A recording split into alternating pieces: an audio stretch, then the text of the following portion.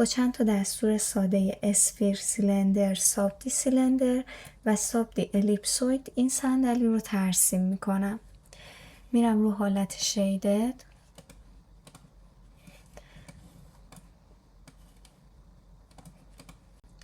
از قسمت سالید اسپیر رو اجرا میکنم، شو 6 سانت در نظر میگیرم، اوکی میکنم.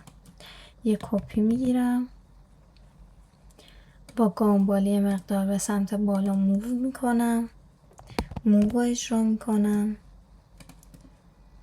از اند پوینت میذارم روی اند پوینت، هر دو رو انتخاب میکنم، موو رو اجرا میکنم، از اند پوینت میذارم رو نقطه 0، اوکی میکنم.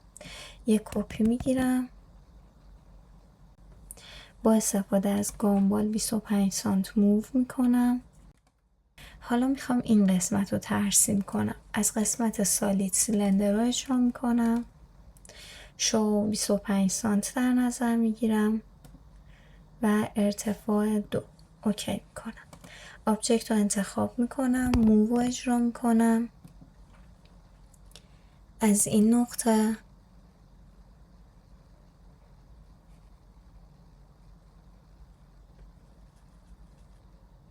از مید پوینت 9 سانت جلوتر اوکی میکنم.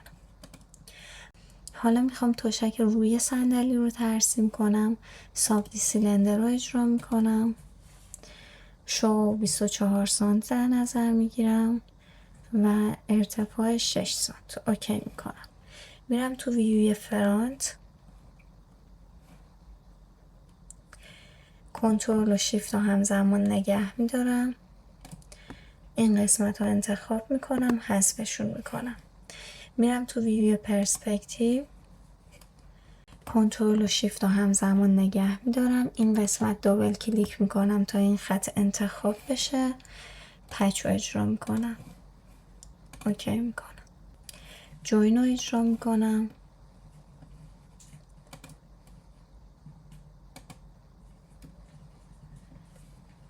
آبجکت رو انتخاب میکنم، موو رو اجرا میکنم،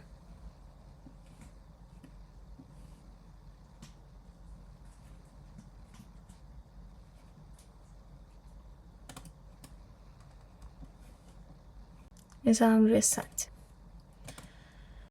حالا میخوام قسمت پشتی صندلی رو ترسیم کنم، رکتنگل رو اجرا میکنم، یک مستطیل 35 در 80 سانت ترسیم میکنم، فیلت رو اجرا میکنم،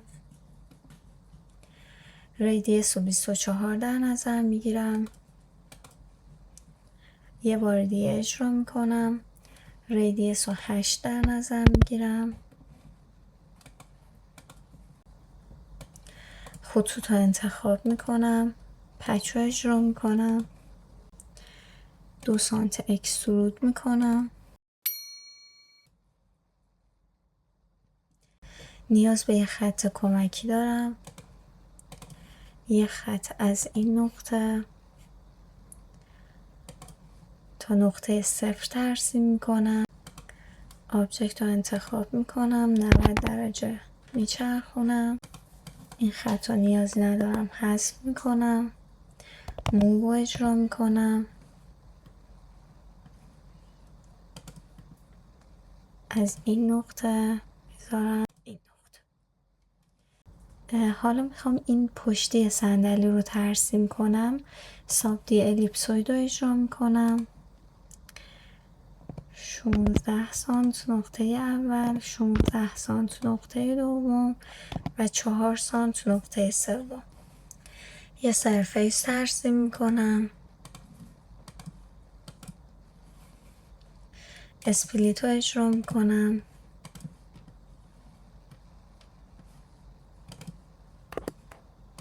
این قسمت رو حذف میکنم، دوپلیکیت اجرا میکنم، دابل کلیک میکنم این قسمت، اوکی میکنم. پچ رو اجرا میکنم، اوکی میکنم. جوین رو اجرا میکنم،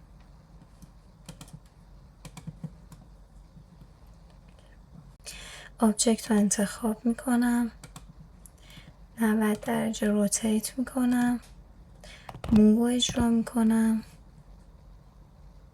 از این قسمت میذارم این قسمت.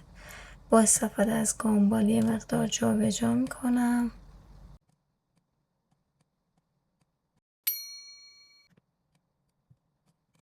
صندلی که میخواستم ترسیم شد.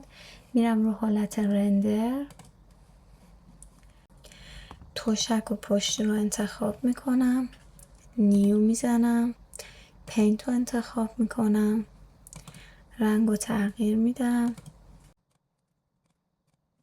اوکی میکنم و این قسمت اساین تو آبجکت رو میزنم. قسمت های چوبی رو انتخاب میکنم و این قسمت اساین تو آبجکت رو انتخاب میکنم.